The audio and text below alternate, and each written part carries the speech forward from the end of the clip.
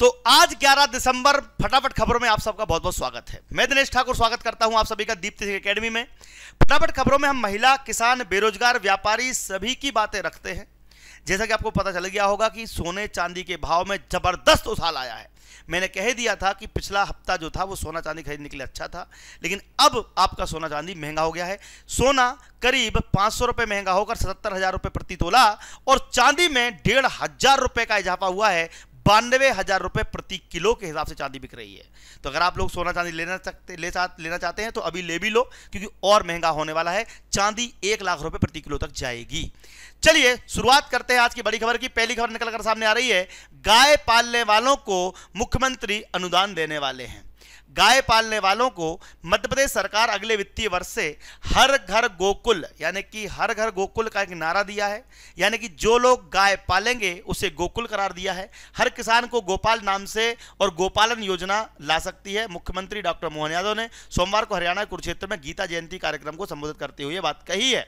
तो हर घर गाय पालने वाले को अनुदान और दुग्ध उत्पादन पर बोनस भी मिलेगा। तो यदि आप भी पशुपालन करना चाहते हैं तो ये बहुत सुनहरा मौका है। ये अच्छी योजना सरकार ने चलाई है। अगर आप गांव से हैं तो कम से कम गाय बछेरू पालने के लिए तैयार हो जाइए, फायदा मिलेगा, पैसा भी मिलेगा।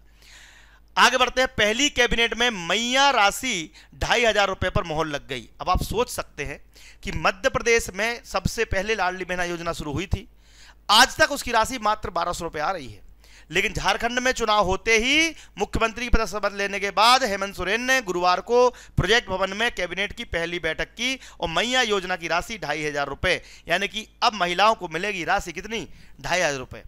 अब जब 2,500 रुपये मिल सकती है झारखंड में, तो मध्य प्रदेश में भी मिलनी चाहिए। ये आवाज़ लगातार मैं आपकी उठाता रहता हूं, तो कृपया करके चैनल सब्सक्राइब कीजिए, क्योंकि जब जरूरत पड़ेगी आपको हमारी, तो मैं आपके साथ भोपाल चलूंगा और योजना की राशि बढ़ाने में मदद करूंगा।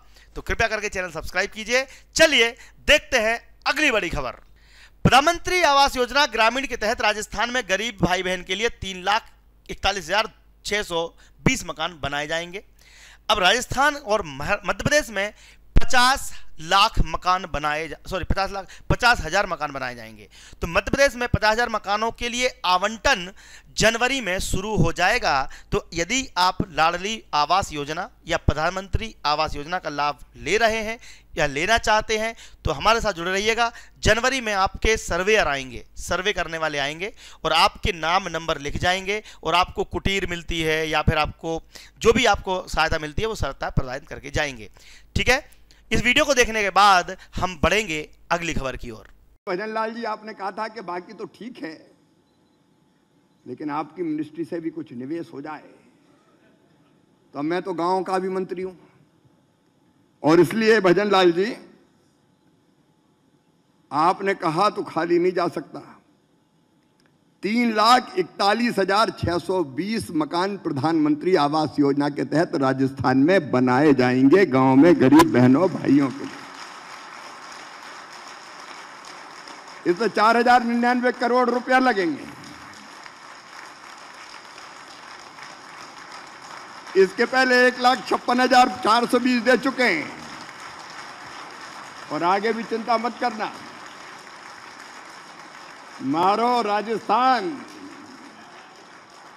ये लगातार आगे बढ़े, इसमें कोई कसर प्रधानमंत्री जी भी नहीं छोड़ने वाले, आप भी नहीं छोड़ने वाले और मामा भी पीछे नहीं रहने वाला। सीएम मोहन यादव ने अपने प्रेस कॉन्फ्रेंस में बड़ा ऐलान कर दिया है। लाडली बहना योजना को बढ़ाने का संकेत भी दे दिया है। कुछ दिनों पहले कांग्रेस सरकार ये कहती थी कि लाडली बहना योजना बंद हो जाएगी, चुनाव हो गए हैं, अब पैसा नहीं आएंगे, लेकिन 1,000 से शुरू हुई योजना 1,250 तक पहुंच चुकी है। 1,250 को 1,500 रुपये करने के लिए मुख्यमंत्री भी कोशिश तो कर रहे हैं, बट अभी कर नहीं पाए हैं। इसके लिए मैंने कहा भी था आपको, 5 दिन पहले मैंने वीडियो में कहा था कि 8-10 दिन के अंदर एक मीटिंग होने वाली है और वही मीटिंग आज हुई है और आगे भी होगी, जिसमें लाडली बहना का योजना का पैसा बढ़ाने की कोशिश की जा सकती है। आपको मेरी खबर कैसी लगती है कमेंट बॉक्स में जरूर लिखिएगा और कहां से आप ये वीडियो देख रहे हैं ये भी लिखिएगा। इस वीडियो के बाद बढ़ेंगे अगली खबर की ओर। लाडली बहनाओं को 450 रुपये में गैस टंकी की रिफिलिंग की सुविधा प्रदान की है और भी बहुत सारी चीज़ आपको मिलेगी। मैं उम्मीद कर रहा हूं कि ऐसी सारी सुविधाओं के साथ हमारी सरकार लगातार आगे बढ़ रही है। मुझे लगा कि आज आपके बीच में बात करना चाहिए, तो कुछ ऐसे मैंने अपनी कुछ बातें कही है। कुछ हमने नवाचार भी किए हैं, जैसे हमारे यहाँ कुलपतियों के नाम आमतौर पर कुलगुरु पे हमने किया है। ये हमारे पहले महाराष्ट्र की सरकार ने इसको लागू किया हुआ है पहले से। हमारे यहाँ कुलपति कुलगुरु कहाए जाएंगे। सरकार से और भी कई काम किए, खास करके लाडली लक्ष्मी योजना, लाडली बहना योजना, इस पे हमने आने के बाद 250 रुपये चला है। यद्यपि हमारे विरोधी दलों ने कहा था कि केवल चुनाव तक की योजना है, बाद में बंद कर देंगे, वित्तीय व्यवस्था खराब हो जाएगी, लेकिन हमने उस पर भी धनराशि बढ़ा करके इस संकल्प की पुष्टि की कि हमने जो कहा है वो हम करके दिखाएंगे। नारी सशक्तिकरण की दिशा में ये सारी योजनाएं उसी प्रकार से चालू रहेगी। अब मुख्यमंत्री ने ओबीसी वर्ग के साथ धोखा कर दिया। भैया क्यों किया ऐसा बताता हूं आपको।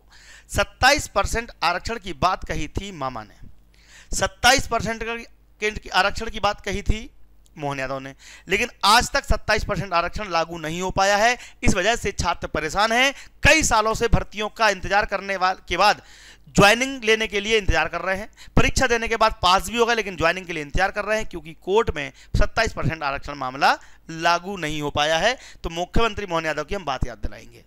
की बेहतरी के लिए मुझे आज इस बात को कहते हुए आनंद है, आज ही मैंने यहाँ आने के पहले हाई कोर्ट के मामले में इंजीनियरिंग के सेक्शन में एक छूट मिली कि हमारे बीच ओबीसी वर्ग का आरक्षण जो हमको 27% देना था, कानून के कारण, कोर्ट के कारण पहले हमने 14% का रिजल्ट डिक्लेयर कर दिया था, लेकिन मुझे इस बात की प्रसन्नता है बचा हुआ 13% आज ही रिलीज करके मैं आ रहा हूं अपने यहाँ के प्रदेश के युवाओं के लिए।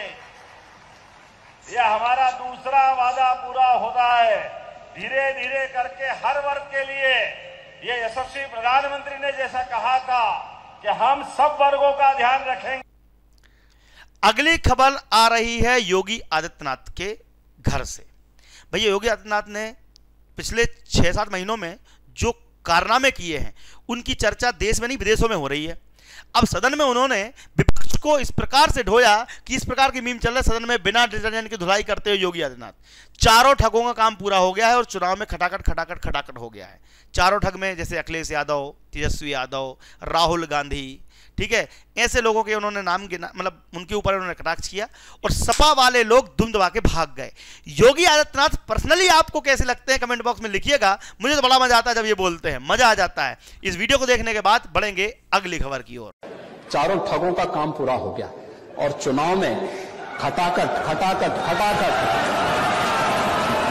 1 लाख का बॉन्ड, 1 लाख का बॉन्ड कहां गया? कहां गया 1 लाख का बॉन्ड? 1 लाख का बॉन्ड। और मैं इसीलिए कह रहा हूं शिवपाल जी भाग गए यहां से, लेकिन मैं कह सकता हूं खटाखट नहीं, 27 में सपा चट के लिए तैयारी रही। 15 मिनट गेट खोल दो। आपको याद होगा 15-15 सेकेंड की बात करते, 15-15 मिनट की बात करते थे ओवैसी के, असदुद्दीन, उसके भाई वगैरह वो लोग कि ऐसा कर देंगे वैसा कर देंगे। अभी बांग्लादेश में बहुत बुरे हालात चल रहे हैं, हिंदुओं के ऊपर अत्याचार हो रहा है, तो इसमें कौन बोल रहा है? हमारे यहाँ के बहुत सारे शेर हिंदू हैं, जिनमें से एक नाम है टी राजा का, जो आते हैदराबाद से हैं, लेकिन हैदराबाद में नाकों दम कर रखा है वहां की सरकार के ऊपर। 15 मिनट गेट खोल दो, बांग्लादेशियों काम तमाम कर देंगे। आज एक हिंदू बदल चुका है, भगवा लहराना उनको जानते हैं, यानी कि टी राजा ने कहा है कि अब हम नहीं रुकेंगे, नहीं झुकेंगे, बांग्लादेश पर होने वाले अत्याचार को हम नहीं सहेंगे। तो टी राजा का बयान सुनकर आपको कैसा लगा कमेंट बॉक्स में लिखिएगा। ये वीडियो देखने के बाद हम बढ़ेंगे अगली खबर की ओर।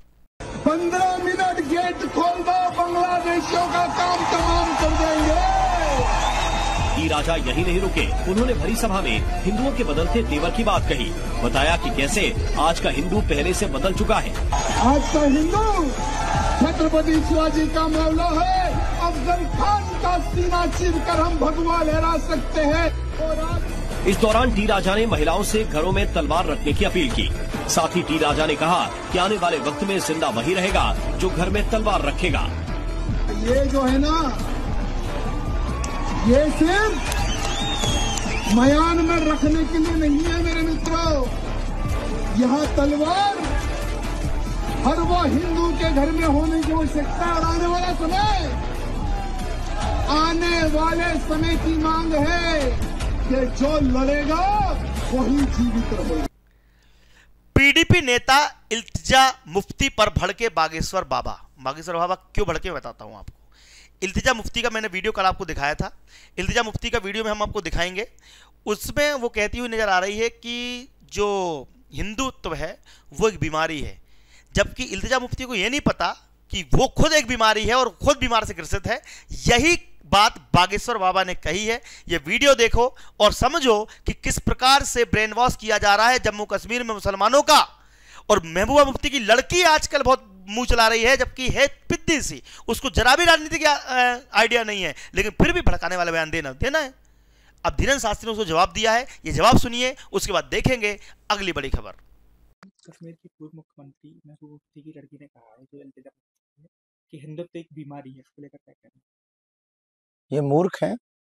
हिंदुत्व बीमारी नहीं है, अपितु विश्व के लिए दवा है। हिंदुत्व की जीवन शैली है, हिंदुत्व की जीवन जीने की विचारधारा है। हिंदुत्व इस संसार में एकता के लिए सबसे अति आवश्यक है। और हमको जो मीडिया के माध्यम से, आप लोगों के माध्यम से सुनने को मिला, उन्होंने कहा कि हिंदुत्व एक बीमारी है, इसका इलाज करना पड़ेगा। बहुत ही वाहियात है। ये अपनी मानसिकता का इलाज करवाएं। इनको मेंटल हॉस्पिटल में जाने की आवश्यकता है। इनको अपने दिमाग के इलाज की आवश्यकता है। हिंदुत्व एक दवा है, इस देश के लिए भी और पूरी दुनिया के लिए। हिंदुत्व वो है जो वसुधैव कुटुंबकम की चर्चा करता है। हिंदुत्व वो है जो सब में राम देखता है। हिंदुत्व वो है जो नर में नारायण देखता है। हिंदुत्व वो है जो बेटी में गौरी देखता है। और ये वो लोग हैं जो कन्या में, जो अपने चाचा और अब्बू से भी शादी कर लेते हैं। ये जो इल्तिजामा जो भी हो, इनको शर्म नहीं आती अपने मन से और वाहियात है। इनको अपने मानसिक स्थिति की जो है चेकअप करवाना चाहिए, डॉक्टर के पास जाना चाहिए, तभी इन्हें समझ में आएगा।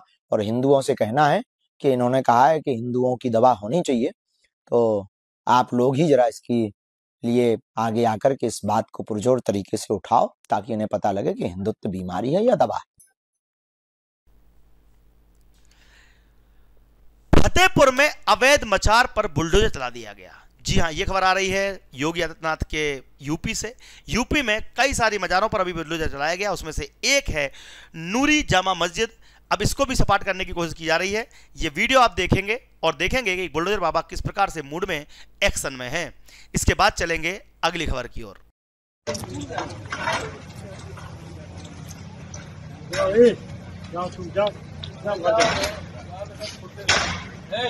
यहाँ ना खड़े तुम लोग जाओ यार, अंदर जाओ, आए नहीं सुन रहे।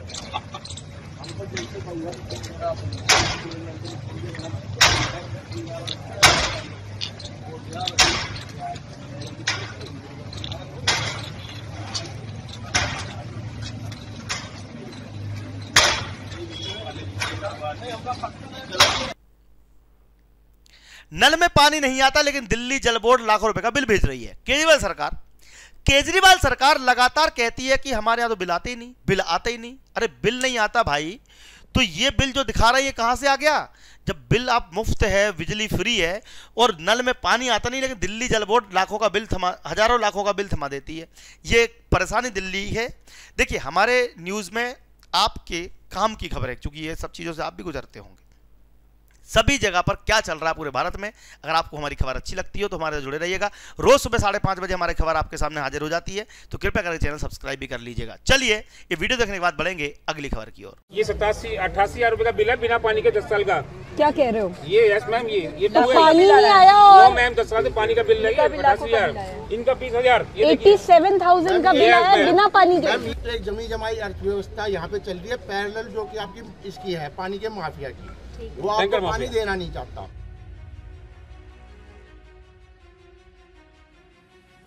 टैंकर का हमारा 4-5 हजार का खर्चा नहीं निकलता। ये जो आपके प्राइवेट टैंकर है उनसे पानी मंगाता हूँ, उस पानी का भी बिल भर रहा हूँ और मैं फिर इसको भी भरूंगी। सबके आपके लाखों में बिल आ रहे हैं।